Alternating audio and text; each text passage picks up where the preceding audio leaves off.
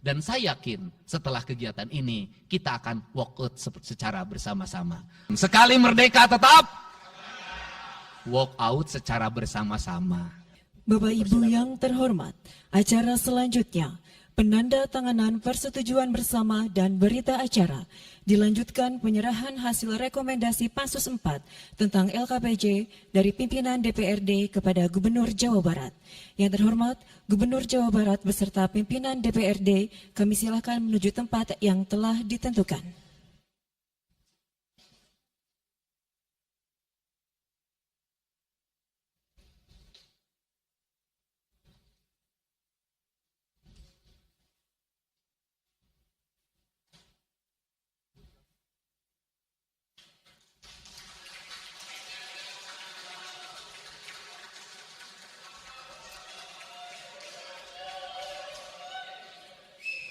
Penandatanganan persetujuan bersama.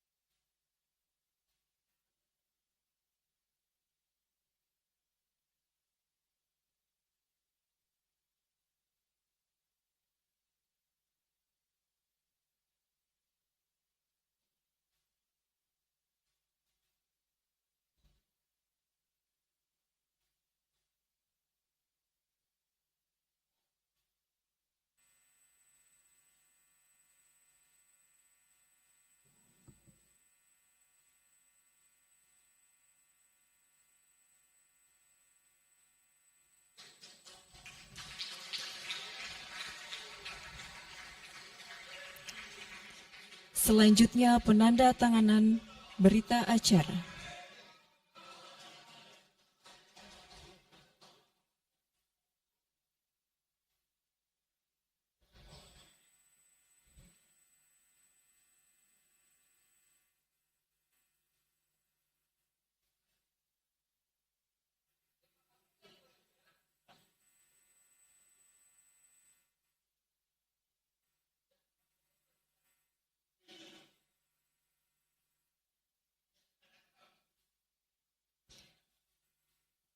Selanjutnya penyerahan hasil rekomendasi LKPJ dari Ketua DPRD kepada Gubernur Jawa Barat disaksikan oleh para wakil Ketua DPRD.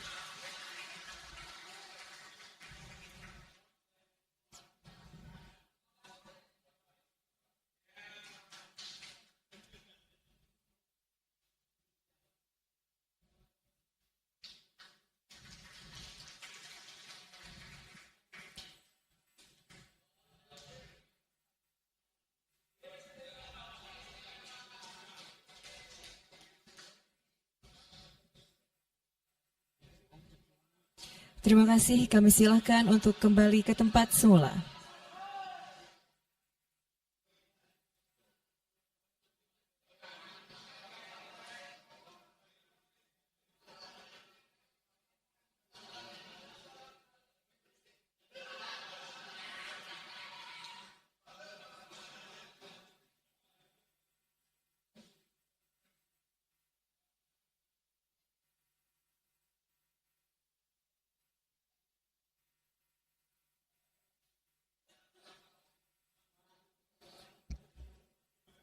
Rapat paripurna DPRD yang kami hormati, demikian telah kita ikuti bersama rangkaian penyampaian keputusan DPRD.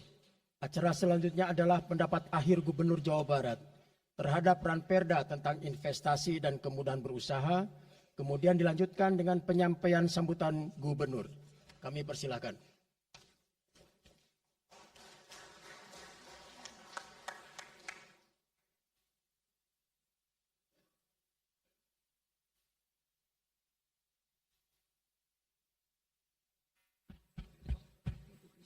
Assalamualaikum warahmatullahi wabarakatuh. Sampurasun. Rampes. Yang saya hormati Ketua DPRD Provinsi Jawa Barat yang mulia Bapak Buki Wibawa, para wakil ketua Bapak Iwan Suryawan, ini tokoh politisi yang begitu kalem saat ada interupsi. Bapak MK Iswara, ini politisi yang tampan selamanya tapi tidak pernah nakal.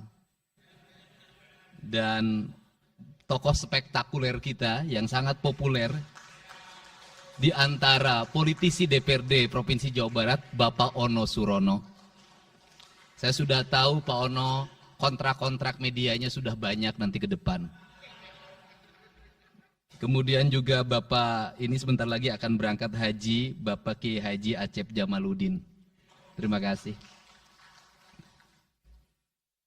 Seluruh anggota DPRD Provinsi Jawa Barat, para ketua praksi, para ketua komisi, dan saya mengucapkan terima kasih atas berbagai otokritik yang dilakukan, baik secara langsung maupun lewat media, baik media massa maupun media elektronik. Dan itu menunjukkan bahwa di Provinsi Jawa Barat ada terjadi dinamika politik yang luar biasa. Semua orang memiliki concern pada hal yang menjadi tujuan kita, mewujudkan Jawa Barat istimewa dengan berbagai cara. Tugas DPR adalah bicara, itulah tugas DPR. Jadi kalau tidak bicara, mungkin DPRD dianggap tidak ada. Saya ucapkan terima kasih atas otokritiknya. Sekretaris Daerah Provinsi Jawa Barat, kemudian yang mewakili Pangdam 3 Siliwangi, yang mewakili Kapolda Jabar, yang mewakili Kejaksaan Tinggi Jawa Barat, dan khusus untuk Kejaksaan Tinggi Jawa Barat, saya sampaikan ucapan terima kasih, rasa hormat yang tinggi kepada Kejaksaan Agung Republik Indonesia atas tindakannya melakukan penahanan dan mentersangkakan Direktur Utama PT Sritek dan salah satu mantan pejabat BJB yang sudah resign atas kasus dugaan penyimpangan kredit, yaitu menyampaikan kredit ke Bank Jabar, mudah-mudahan tidak salah, kalau salah dikoreksi, sekitar 600 miliar rupiah tanpa agunan yang memadai. Dan ini langkah taktis, dan pemerintah Provinsi Jawa Barat melalui RUPS-nya sudah melakukan koreksi dan perubahan secara total sehingga peristiwa ini tidak akan mempengaruhi kinerja BJB. Saya ucapkan terima kasih. Dan semoga peristiwa ini tidak terjadi lagi di masa yang akan datang. Kemudian yang hormati para staf ahli, para asisten, para kepala perangkat daerah Provinsi Jawa Barat. Yang pertama, forum ini adalah forum kebahagiaan.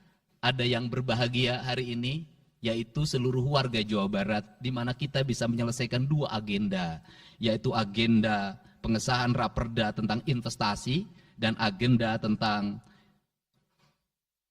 pengesahan hasil dari LKPJ.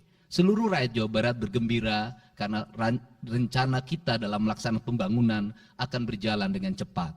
Tetapi barangkali para media sangat kecewa. Karena hari ini tidak kejutan-kejutan lagi sehingga viewernya mungkin agak menurun hari ini. Tetapi kita harus berkorban demi kepentingan rakyat Jawa Barat. Kita kesampingkan viewer, kita kesampingkan komen, kita utamakan kepentingan rakyat Jawa Barat. Sebenarnya konsep pidatonya sudah ada, tetapi saya mencoba menyatukannya. Yang pertama adalah bahwa kita bicara tadi tentang berbagai rekomendasi. Dan rekomendasi itu juga termasuk di dalamnya disahkannya Raperda tentang investasi yang sebentar lagi menjadi perda. Apa sih yang menjadi rekomendasi? Rekomendasi pertama adalah angka kemiskinan yang masih tinggi di Jawa Barat. Tetapi saya usul pada Pak Ketua, ke depan kalau LKPJ sebaiknya para bupati wali kota diundang di seluruh Jawa Barat. Karena Jawa Barat itu pertanggungjawabannya bukan di OPD Jawa Barat, Tetapi seluruh kinerja pembangunan itu ada di Pemkab dan Pemkot, serta ada di pemerintah desa. Jawa Barat tidak memiliki rakyat yang terkelola secara langsung, karena seluruh pengelolaannya ada di pemerintah kabupaten kota dan pemerintahan desa. Dan saya mohon nanti dipaparkan kemiskinan yang paling tinggi dalam perspektif BPS, dalam perspektif LKPJ dan analisisnya, itu di kabupaten mana, bila perlu sampai di desa mana. Kemudian angka investasi tertinggi di kabupaten mana, angka investasi terendah di kabupaten mana, infrastruktur yang berproblem di kabupaten di mana, sehingga semuanya terpetakan dengan baik, sehingga nanti kita bisa mengorkestrasi antara pembangunan Provinsi Jawa Barat, pembangunan kabupaten kota, dan pembangunan desa secara bersama-sama dan berkeadilan. Kemudian yang kedua, bahwa investasi ini menjadi aspek yang utama dalam kinerja pembangunan Provinsi Jawa Barat hari ini. Kenapa? Karena satu, angka kemiskinan kita masih tinggi. Kemudian angka kemiskinan yang tinggi di Indonesia sebenarnya juga dipengaruhi oleh jumlah penduduk yang tinggi. Sehingga persentase kecil menurut Jawa Barat, tetapi menurut nasional menjadi besar. Keberhasilan Indonesia sangat tergantung terhadap kinerja pemerintah Provinsi Jawa Barat, pemerintah kabupaten kota, dan pemerintahan desa. Yang kedua adalah pendidikan. Yang ketiga adalah infrastruktur. Yang keempat, kesehatan. Yang kelima, pengendalian penduduk.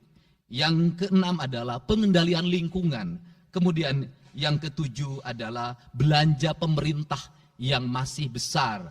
Belanja tidak langsungnya, yaitu belanja untuk kepentingan pegawai. Yang kedelapan adalah pengelolaan aset.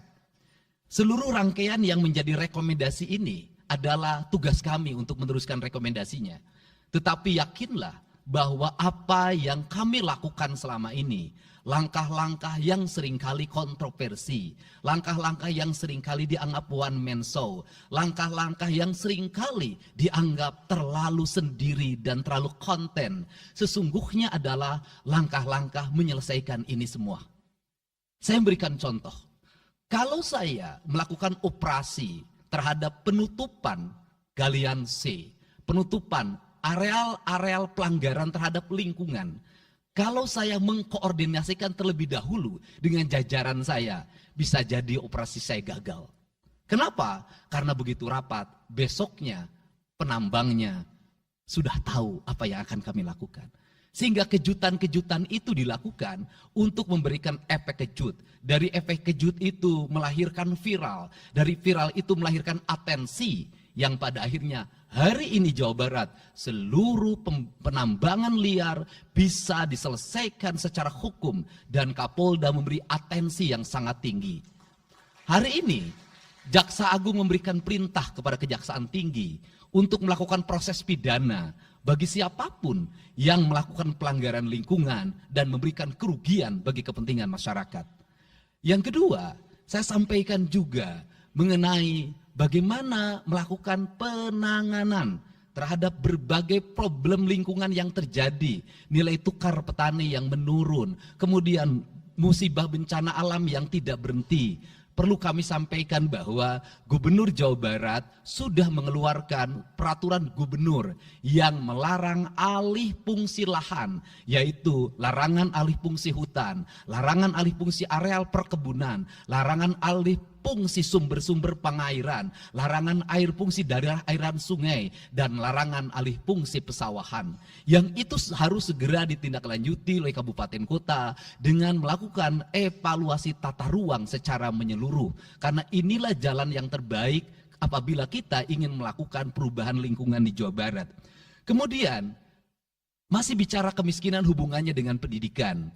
Saya sampaikan bahwa problem kita saat ini, saat pemerintah menggratiskan sekolah sampai SMA, swasta masih bayar. Maka gratis itu tidak punya makna. Saya tadi di jalan itu bertemu dengan orangnya menangis di depan saya karena seragamnya tidak bisa terbayar. Saya katakan harga seragam berapa? 1,5 juta. Saya balik, jajan anak ibu berapa? Sehari 20.000. Apa sih yang terjadi? Yang harus diperbaiki bukan hanya pemerintah, tapi juga masyarakat harus diperbaiki. Apa yang harus diperbaiki? Ke sekolahnya harus selalu gratis, tapi biaya konsumsi anaknya selalu diikuti. Apa artinya gratis kalau bekal ke sekolah 50.000 per hari? Negara mengeluarkan biaya, tapi orang tua mengeluarkan biaya. Maka kami sudah mengeluarkan surat edaran. Yang surat edaran itu sesungguhnya sebagai upaya sistematik dan menyeluruh sampai tingkat pendidikan dasar, walaupun itu bukan kewenangan gubernur. Tetapi dari sisi surat edaran gubernur bisa dijadikan landasan bagi para bupati dan wali kota membuat surat edaran yang sama.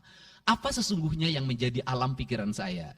Alam pikiran saya, kemiskinan terjadi bukan hanya pada persoalan menurunnya pendapatan, tetapi kemiskinan terjadi yang paling besar adalah karena meningkatnya biaya hidup.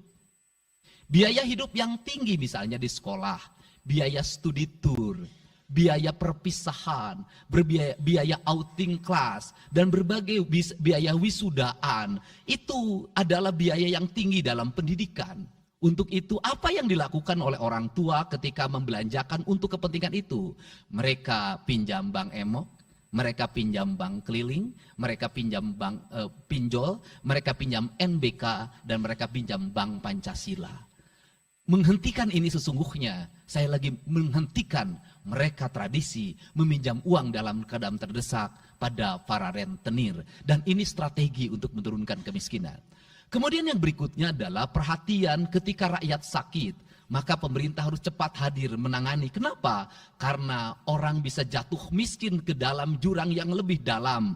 Manakala dia sakit tidak ada yang mengobati, BPJS-nya tidak mampu mengcover, biaya untuk ngontrak selama dirawat di Hasan Sadikin tidak punya, biaya untuk makan untuk keseharian tidak ada, sedangkan tulang punggungnya berhenti karena sakit. Ini juga menyebabkan kemiskinan.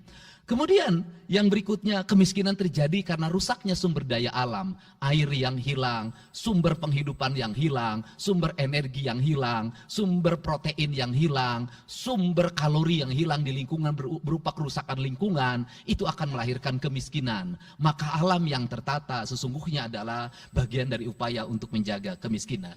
Kemudian yang berikutnya adalah belanja infrastruktur yang harus meningkat, dan itu di belanja sekarang kita sudah melihat. Itu adalah bagian dari menyelesaikan problem kemiskinan.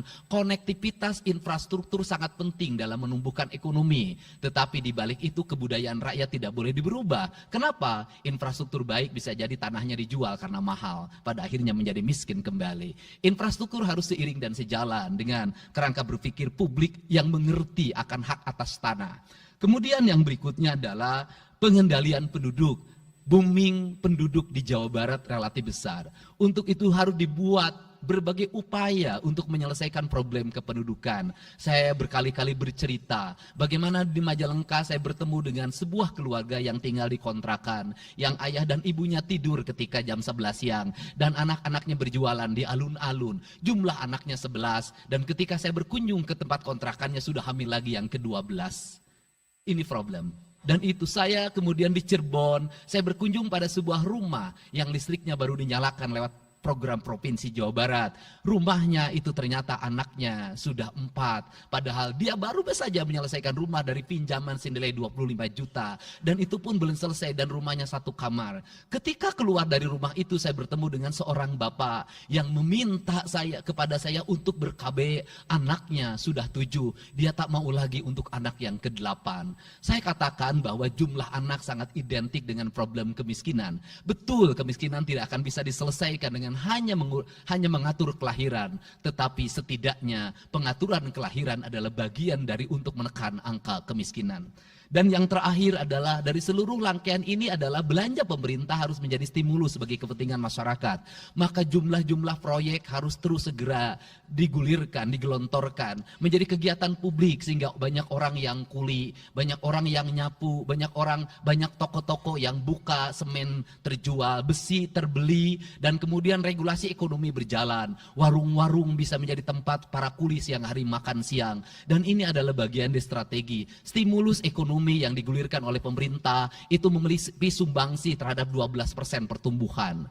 Dan yang terakhir adalah investasi. Investasi itu modalnya ada 3. Yang pertama adalah Konektivitas infrastruktur, ketersediaan jaringan air bersih. Kita jujur hari ini saya sampaikan ke DPRD, banyak perusahaan-perusahaan yang masih menggunakan air bawah tanah tapi tidak berizin. Bayar pajak tidak, jalan terus. Karena kalau dihentikan mereka pabriknya berhenti. Setelah itu apa? Mereka menjadi objek pemerasan beberapa pihak dalam setiap bulan karena dianggap melanggar perda. Tetapi kalau juga mereka dihentikan, maka pabrik itu berhenti. Dilema itu harus segera diselesaikan. Caranya bagaimana? Caranya adalah pemerintah provinsi melalui Bapeda hari ini harus segera merancang daerah-daerah yang menjadi kawasan industri harus dibangun fasilitas infrastruktur jaringan air bersih dalam bentuk investasi pemerintah sehingga nanti dikoneksikan dengan PAM-PAM atau PDAM di setiap kabupaten kota secara terkoneksi. Dan ini jalan bagi kita menyelamatkan lingkungan dan menorong pertumbuhan PDAM di setiap kabupaten kota. Karena apa? Karena angka pembayaran yang dilakukan oleh industri jauh lebih baik dibanding angka rumah tangga dan angka-angka layanan sosial lainnya. Itu yang pertama. Yang kedua adalah tumbuhnya iklim investasi di mana masyarakat merasa nyaman. Investor merasa nyaman ketika perizinannya cepat. Saya memberitahukan ya bahwa di Indramayu ada pabrik sepatu yang selama 2 tahun tidak mau buka hanya karena perizinan lingkungan hidupnya belum kelar. Saya ngambil langkah pasang badan, lakukan pembangunan karena itu menyerap 8.000 tenaga kerja. Kemudian di Cirebon juga seperti itu, banyak perizinan yang menggantung bertahun-tahun. Hari ini saya janjikan dalam 1 bulan ini seluruh perizinan di Jawa Barat tuntas dan selesai. Dan saya meminta kepala BPM TSP menjadi VR pemerintah Provinsi Jawa Barat untuk senantiasa tiap hari melihat data dan dokumen di setiap kabupaten kota. Mana yang terlambat, mana yang mengalami hambatan. Kemudian yang berikutnya adalah kenyamanan dalam berusaha. Kenyamanan dalam berusaha adalah keterangan para investor dan lingkungan masyarakat terhadap berbagai aksi gangguan dari orang yang mengatasnamakan diri preman. Untuk itu hari ini kita cukup bersyukur di Jawa Barat, peristiwa ini sudah hampir tidak ada. Kapolda kalau dengar ada preman, hari ini turun termasuk ke Garut, dengar ada preman, Kapolda turun. Ini semua stakeholder sudah bergerak dengan baik, layanan investasi sudah berjalan dengan baik, tinggal satu lagi hambatan investasi adalah masyarakat menaikkan harga tanahnya luar biasa. Kasus BYD, kenapa mengalami hambatan sekitar 20 hektar, masih belum terbebaskan. Karena rakyatnya hari ini meminta 3 juta rupiah per meter. Padahal di situ dulu 150.000, itu pun jarang yang beli. Ini problem kita. Apa peran gubernur saya sampaikan? Peran gubernur bukan hanya mendorong bagaimana investasi berjalan melalui mekanisme administratif. Saya sampai turun untuk mijitin orang yang jual agar mau jual. Dan sudah ada beberapa yang berhasil saya rayu, saya dekati dengan harga. Itu pun tidak terlalu rendah, harganya 1,1 juta. Itu sudah paling murah. Ini yang terjadi di Jawa Barat hari ini. Tidak mudah mengelola sebuah wilayah yang begitu luas, tidak mudah mengelola sebuah daerah yang kabupaten kotanya sudah otonom, diperlukan pendekatan-pendekatan seorang ayah pada anak-anaknya. Sehingga hari ini saya di Provinsi Jawa Barat, saya tidak memposisikan gubernur, saya kadang memposisikan menjadi ketua RT, saya kadang memposisikan menjadi ketua RW, saya kadang memposisikan menjadi kepala desa. Kenapa? Karena warga ini perlu disentuh dengan pendekatan emosional yang kebapaan, bukan pendekatan struktural. Untuk itu saya yakin bahwa forum ini adalah forum kebahagiaan bagi kita semua. Kita sudah bisa menyelesaikan 2 agenda besar. Semoga ini menjadi kado terindah bagi masyarakat Jawa Barat. Insya Allah kami akan menjalankan pemerintahan dengan baik. Apa yang kami susun, apa yang kami rancang, dan apa yang kami kerjakan adalah semuanya kami dedikasikan untuk kepentingan masyarakat Jawa Barat. Yang terakhir kami sampaikan juga bahwa kami kemarin sudah melapas 273 anak-anak yang mengikuti pendidikan di Dodi Krindam 3 Siliwangi. Hasilnya bisa dilihat secara terbuka di berbagai tayangan. Air mata tidak akan bisa membohongi kejujuran rakyat dan anak-anak itu. Dan saya sampaikan, hari ini ada 13 orang anak yang tinggal di rumah dinas gubernur. Pada saat yang lain orang tuanya datang menjemputnya, dia menangis.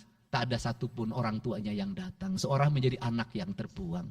Dan akhirnya saya memutuskan mereka untuk sekolah di Bandung dan tinggal bersama Gubernur Jawa Barat.